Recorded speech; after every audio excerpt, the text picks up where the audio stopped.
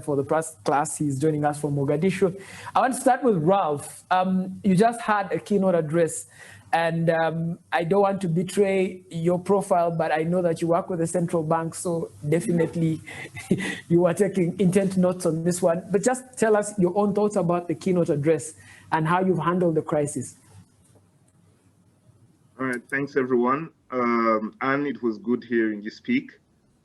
As Raymond said, I work for your regulator, but I'll try to be kind on your keynote address. So, one of the key takeaways for me was the leading with empathy. We don't see much of that, both in the public and the private sector. The fact that you care even about whether your employees are doing well mentally just speaks to what kind of organization you are or what you want to be.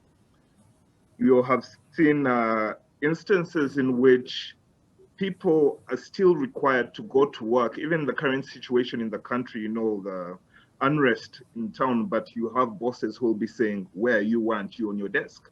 If this person couldn't even get to work or didn't even have the energy to get to work. So leading with empathy is a very, very key tenet of leadership, even going forward. The next one is looking at partnerships and collaborations. I'd like to laud UBA and Stanbic and most members of the financial sector who have tried to work as much as possible together. Earlier on this week, there was an interesting conversation on CNBC speaking about the role of public-private partnerships going forward after this crisis. And one of my takeaways from that was the fact that government is able to provide a lot more services to people without using necessarily the large amount of resources that they could have if they were doing it on their own. So enable for us to move forward beyond the crisis, we need to look into collaborations. This could be financial collaborations. This could even just be service collaborations.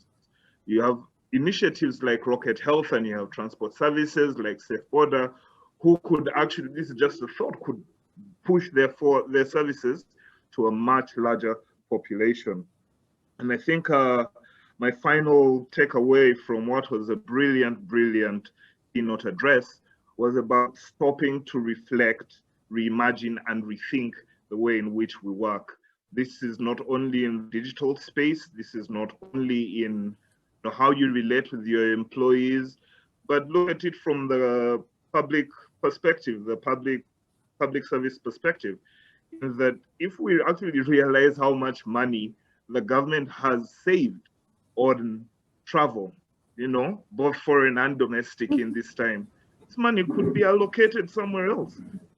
And as Raymond said, I can't betray my vocation at the moment, but it is important that we look into finding a balance between decreasing expenditure while putting in place all these policies that will enable the government give and allocate resources where they are most needed. At the moment, you're looking at the health sector. It doesn't do anyone any good to have a beautifully built hospital when there are no doctors in it, where you have wonderful roads, but there are no people traveling on them.